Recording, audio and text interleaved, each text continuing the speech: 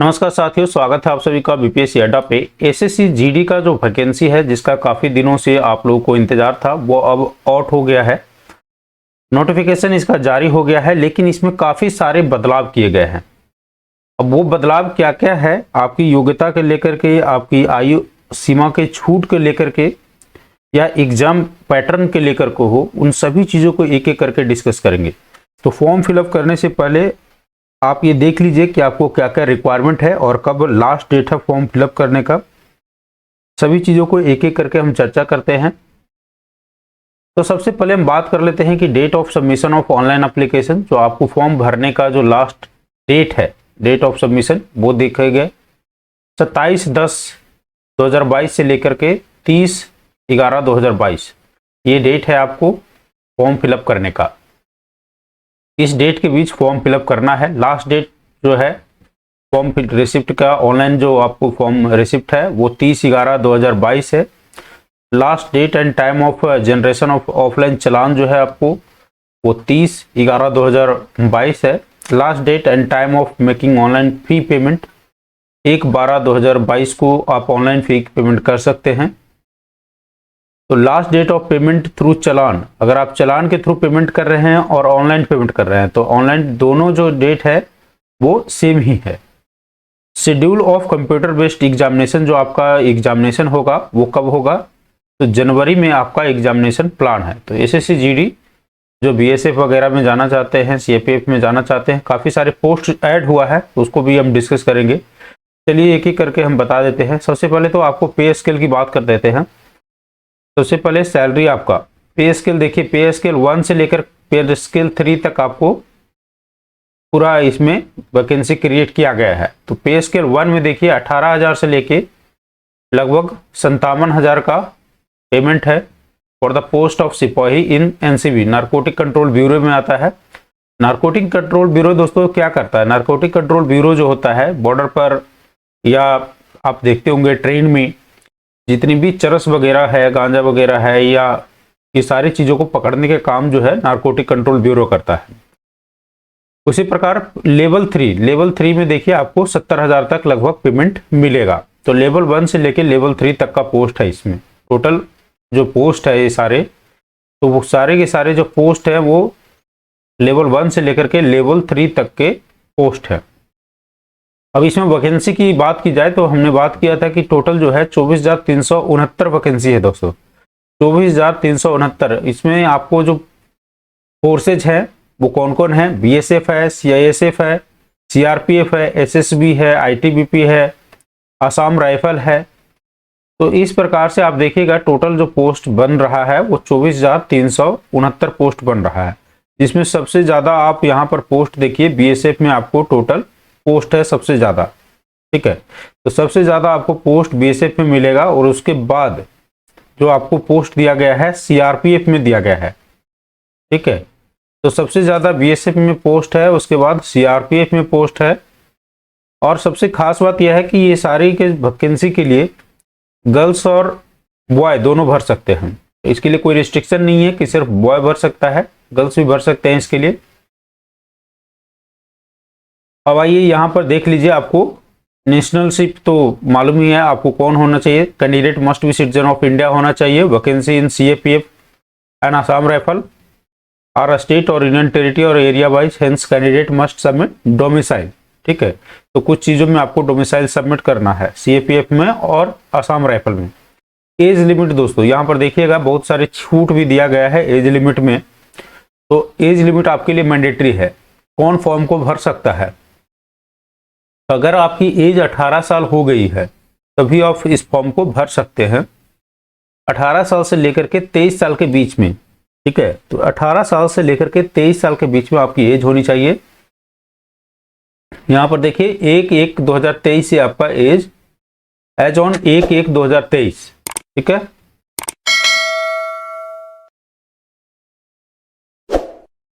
उसके बाद देखिएगा यहाँ पर जो है आपका एज जो कैलकुलेशन है 1/2000 से पहले आपका डेट ऑफ बर्थ नहीं होना चाहिए, और and later than 1/1/2005 is normal course. ठीक है, अब कुछ कहीं कहीं की आपको एज रिलैक्सेशन है उसकी हम चर्चा करेंगे। सबसे पहले जो नॉर्मल एज होता है 18 से 23 साल आपको रखा गया है एज ऑन 1/1/2023। आपको 1/1/2023 तक आपका जो एज होना चाहिए वो मैक्सिमम 23 साल होना चाहिए। यहां पर देखिए जो आप परमिसेबल रिलैक्सेशन इन अपर एज लिमिट है वो क्या है। अब ये क्यों दिया गया है 3 साल का रिलैक्सेशन, वो समझिएगा। कोविड के कारण ये फॉर्म में काफी सारे डिले हुए थे, है ना, तो इसीलिए सरकार ने निर्णय लिया है कि 3 साल का अपर एज लिमिट आपको प्रेस्क्राइब किया जाए, आपको दिया जाए।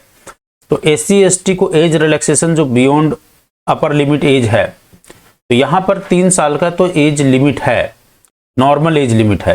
Due to unprecedented covid pandemic it has been decided by the government of India 3 years age relaxation beyond respective prescribe upper limit. यानी अब 18 से 23 तो आपको है ही एज, उस कैटेगरी में आप फॉर्म फिलअप कर सकते हैं, लेकिन इसके अलावे +3 year जोड़ लीजिए नॉर्मल वाले, क्योंकि ये 3 साल का आपको एज रिलैक्सेशन दिया गया है नॉर्मल कैंडिडेट को। ये कोविड के कारण जो फॉर्म नहीं निकला था, इसीलिए 3 साल का आपको अपर एज लिमिट बैंड दिया गया है। तो 23 और 3 26 साल तक आप फॉर्म फिलअप कर सकते हैं। उसके अलावे अब ये समझिएगा एज रिलैक्सेशन परमिसेबल बियॉन्ड अपर एज लिमिट, यहाँ पर SC/ST को क्या है। यहाँ पर अगर 23 साल अपर एज लिमिट है तो SC/ST कब तक बढ़ सकते हैं, आपको 5 year एज रिलैक्सेशन है तो यानी 28 साल, OBC 3 year, ex serviceman 3 year, और children and dependent of victims killed in 1984 rights और कम्युनल राइट्स, वो उनको भी 5 साल का दिया गया है एज रिलैक्सेशन। तो ये सारे एज रिलैक्सेशन है। आई होप यहाँ तक आपको समझ में आ रहा होगा कि क्या है आपका एज रिलैक्सेशन। तो 18 से 23 तक जो है आपका एज रिलैक्सेशन एज पड़ रहा है। 18 से 23 वाले विद्यार्थी भर सकते हैं। 3 साल का नॉर्मल एज रिलैक्सेशन दिया गया है कोविड के कारण। उसके अलावा जो है कुछ सर्टेन कैटेगरी के जो लोग हैं like SC/ST, OBC, ex serviceman and children and dependent of victim, उनको भी एज रिलैक्सेशन है, तो वो भी यहाँ पर देख सकते हैं। कुछ और भी हैं जो children and dependent of victim 1985 riots in Gujarat में जो मारे गए हैं, उनको भी 10 साल का है और 8 साल का है। तो ये सारे एज रिलैक्सेशन है। तो इस कैटेगरी में तो काफ़ी कम ही लोग फॉल करेंगे। तो जनरली अगर हम बात करें तो आप देखिए 18 से 23 आपका एज रिलैक्सेशन, उसके +3 आप जोड़ लीजिए, और SC/ST अगर आप हैं तो +5 जोड़ लीजिएगा। ओके, एक सर्विसमैन को भी 3 साल का एज रिलैक्सेशन है। अब यहाँ पर समझिए process of certification and format of certification. कुछ केसेस में आपको सर्टिफिकेशन की जरूरत होगी, तो जो ऑथराइज सर्टिफिकेशन SC/ST आपका जो कास्ट सर्टिफिकेट है वो आपको सबमिट करना है, राइट। तो सबमिट करने के लिए आप अपना कास्ट सर्टिफिकेट बना लीजिएगा, ऑथराइज जो अथॉरिटी हैं उन्हीं से बनाइएगा। एजुकेशन क्वालिफिकेशन आपकी क्या होनी चाहिए, एजुकेशन क्वालिफिकेशन कुछ नहीं, मैट्रिक चाहिए आपको। अगर मैट्रिक पास है तो आप इस फॉर्म को फिलअप कर सकते हैं। The candidate must have pass matriculation और 10th examinations from the recognised university और बोर्ड, ठीक है। तो ये तो आ रहा आपका जो एजुकेशन क्वालिफिकेशन चाहिए, आपकी योग्यता जो चाहिए वो 10वीं चाहिए। अगर आपके पास NCC का सर्टिफिकेट है तो NCC के सर्टिफिकेट वालों को यहाँ पर आपको इंसेंटिव दिया जाएगा। NCC C सर्टिफिकेट है तो 5% नंबर एक्स्ट्रा मिलेगा आपको, B है तो 3% और A है तो 2%, यानी A वालों को 2, B वालों को 3 और C वालों को 5% आपको एक्स्ट्रा नंबर मिलता है। NCC सर्टिफिकेट है तो ये आपको दिखाना पड़ेगा NCC सर्टिफिकेट। अब अप्लाई कैसे कर सकते हैं इसको, अप्लाई करने के लिए आपको SSC की जो ऑफिशियल वेबसाइट है www.ssc.nic.in पर जाके फॉर्म फिलअप कर सकते हैं इसको। यहाँ पर फोटो का कुछ साइज दिया हुआ है कि JPG में होना चाहिए, और सिग्नेचर का भी कुछ फॉर्म्स ये है। Online application candidate are required to upload scanned colour passport size photograph JPG format किस में होना चाहिए, JPG में होना चाहिए, और 20 KB से लेके 50 KB तक आपका साइज होना चाहिए। जो आप फोटो अपलोड करेंगे उसका साइज 20 से लेकर के 50 KB तक होना चाहिए, राइट। इसके कुछ डायमेंशन है, इसको देख लीजिए। लास्ट डेट हमने बता दिया था एप्लीकेशन सबमिट करने का कि 30/11/2022 है, ओके। एप्लीकेशन फीस कितना रखा गया है, एप्लीकेशन फीस है 100 रुपये, लेकिन जो SC ST और महिला कैंडिडेट हैं और एक सर्विसमैन हैं, उनको एप्लीकेशन फीस से ये आज़ादी मिला हुआ है, यानी वो एप्लीकेशन फीस नहीं जमा करेंगे, उनको देने की आवश्यकता नहीं है। पेमेंट कैसे करना है? UPI से कर सकते हैं, भीम UPI से, नेट बैंकिंग के थ्रू कर सकते हैं और चालान के थ्रू कर सकते हैं। ये हमने शुरू में ही डिस्कस किया था। पेमेंट जो है कैंडिडेट 1/12/2022 तक पेमेंट कर सकता है, लास्ट डेट पेमेंट का यही है। उसके बाद आपका फॉर्म क्या हो जाएगा? रिजेक्ट हो जाएगा। सेंटर यहाँ देख लीजिए, कुछ सेंटर दिए हुए हैं, ये सारे सेंटर हैं लाइक बिहार और उत्तर प्रदेश में। बिहार और उत्तर प्रदेश में कौन कौन से सेंटर हैं? तो ये है बिहार में भागलपुर, दरभंगा, मुजफ्फरपुर, पटना, पूर्णिया, आगरा। आगरा नहीं है, ये यहीं तक है आपको। ये आपको भागलपुर, दरभंगा, मुजफ्फरपुर, पटना और पूर्णिया ये बिहार में है। उसके बाद आगरा, बरेली, गोरखपुर, झांसी, कानपुर, लखनऊ, मेरठ, प्रयागराज, वाराणसी ये उत्तर प्रदेश में है। उसके बाद यहाँ पर अंडमान निकोबार का कुछ सेंटर है, ईस्टर्न रीजन का। झारखंड में भी सेंटर है, ओडिशा, सिक्किम, वेस्ट बंगाल। तो जो सेंटर देना चाहते हैं आप चॉइस करके इसको फर्स्ट बेसिस पर पूरा आपको दिया जाएगा। सेंटर फुल हो जाएगा तो बाद में क्लेम नहीं कर सकते आप इसको, तो जल्दी से फॉर्म भरना है आपको।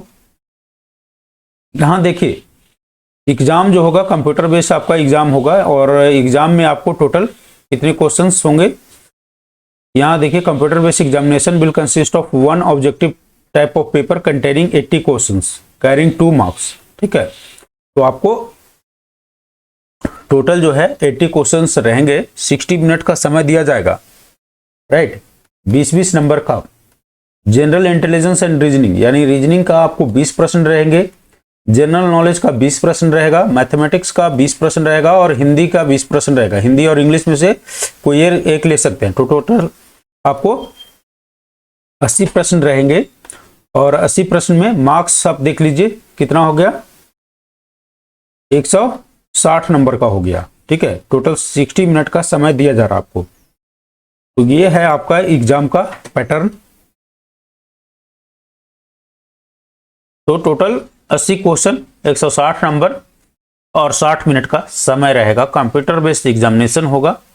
नेगेटिव मार्किंग की प्रोविजन है या नहीं है? नेगेटिव मार्किंग है, समझिएगा। ऑल क्वेश्चन जो है आपको ऑब्जेक्टिव टाइप रहेगा, लेकिन उसमें नेगेटिव मार्किंग भी दिया जाएगा। नेगेटिव मार्किंग क्या है? 0.5 आधा नंबर काट लिया जाएगा, यानी जो क्वेश्चन गलत हुआ उसका तो गलत आंसर, उसके अलावा आपको 0.5 नंबर भी काट लिया जाएगा। तो ध्यान से बनाइएगा, नेगेटिव मार्किंग है। कई बार पूरा मारने की कोशिश में सारा गलती हो जाएगा। Date of examination will be inform candidate only through the website of the commission. तो जनवरी में टेंटेटिव एग्जामिनेशन है, उसके अलावा जो कंफर्म डेट है आपको जब एडमिट कार्ड जारी होगा तब आपको दिया जाएगा। ठीक है, तो ये कुछ चीज़ें थी आपको जो ध्यान में रखना है। फिजिकल फिटनेस, अब देख लीजिए आपकी फिजिकल फिटनेस क्या रिक्वायरमेंट है। तो फिजिकल एफिशिएंसी जो टेस्ट होगा उसमें रेस है 5 किलोमीटर 24 मिनट में, और उसके अलावा 1.6 किलोमीटर। अब ये 5 किलोमीटर और 1.6 किलोमीटर किसके लिए है? तो 5 किलोमीटर वैसे कैंडिडेट के लिए है जो लद्दाख रीजन से नहीं है, उनके लिए 5 kilometre. For candidate other than those belonging to Ladakh region, उनके लिए 5 किलोमीटर का रेस है। मेल के लिए 5 किलोमीटर, फीमेल के लिए 1.6 किलोमीटर। टाइमिंग यहाँ पर देखिएगा 24 किलोमीटर 24 मिनट में 5 किलोमीटर, और फीमेल के लिए 8.5 मिनट में 1.6 किलोमीटर। जो लद्दाख से बिलोंग नहीं करते उनके लिए है। जो लद्दाख, यानी 2 ग्रुप में बांट दिया है पूरे इंडिया को, 2 ग्रुप, एक लद्दाख रीजन और एक अदर देन लद्दाख रीजन, पूरे इंडिया। तो उसको 5 किलोमीटर का रेस है 24 मिनट में, और मेल के लिए। फीमेल के लिए आपको 1.6 किलोमीटर का रेस है, कितना में? 8.5 मिनट में। और जो लद्दाख से बिलोंग करते हैं 1.6 किलोमीटर का रेस है 6.5 मिनट में, और 800 मीटर का रेस है 4 मिनट में। तो ये लद्दाख रीजन वाले विद्यार्थियों के लिए है। तो ये आपका रनिंग से संबंधित हो गया। हाइट देख लीजिए, हाइट क्या होनी चाहिए? 170 सेंटीमीटर आपका हाइट है, तो फॉर्म फिलअप करिएगा। 170 सेंटीमीटर खोज रहा है, फीमेल को 157 सेंटीमीटर, राइट। यहाँ कुछ आपको दिया हुआ है रिलैक्सेशन कि कौन कौन से कैंडिडेट को, नॉर्थ ईस्ट वाले कैंडिडेट को या all candidates belonging to ST हैं उनको कुछ छूट यहाँ दिया हुआ है। मेल हैं, एसटी से हैं तो 162 सेंटीमीटर 162.5, फीमेल को 150। तो ये पूरा कैटेगरी एक बार देख लीजिए, स्क्रीनशॉट ले लीजिए कि किसको आपको जो एज रिलैक्सेशन, अगर आपको ये हाइट रिलैक्सेशन चाहिए तो, राइट। तो हाइट रिलैक्सेशन कुछ केसेस में है। यहाँ चेस्ट एक्सपेंशन देखिएगा, चेस्ट एक्सपेंशन आपको 80 सेंटीमीटर है, मिनिमम एक्सपेंशन 5 सेंटीमीटर है। ओके, अनएक्सपेंडेड जो है आपको 80 सेंटीमीटर, और 80 के बाद आप इसको एक्सपैंड करके 5 सेंटीमीटर, तो 85 होना चाहिए। ओके, कुछ रिलैक्सेशन भी यहाँ दिया हुआ है, इसको एक बार स्क्रीनशॉट ले लीजिए। जो एसटी से बिलोंग करते हैं वो 76 नॉर्मल, यहाँ पर 78 जो कुमायूं गढ़वाल रीजन, उत्तराखंड, हिमाचल प्रदेश और जम्मू कश्मीर और लद्दाख से बिलोंग करते हैं, तो 78। तो ये सारे जो हिली एरिया हैं उनके लिए है 5 सेंटीमीटर, तो नॉर्मल एक्सपेंशन है ही, लेकिन जो लोअर लिमिट है वो घटाया हुआ है 76। नॉर्मल कितना है 80 है, लेकिन इस रीजन वाले विद्यार्थियों के लिए 76, 78 एंड 77 होना चाहिए। चेस्ट एक्सपेंशन की बात कर रहे हैं। वेट यहाँ देखिए, weight as per medical category आपका नापा जाएगा, जो आपका एज और एज के अनुसार से वेट होता है। तो जो मेडिकल स्टैंडर्ड है वो आपसे रिक्वायर्ड होगा वहां पर, ठीक है। मेडिकल एग्जामिनेशन तो जो नॉर्मल आपको खोजेगा वो चाहिए। तो ये सारी चीजें थी जो आपको एक मोटा मोटा आपको जानना चाहिए, और बाकी आप फॉर्म जल्दी से जल्दी भर दीजिए।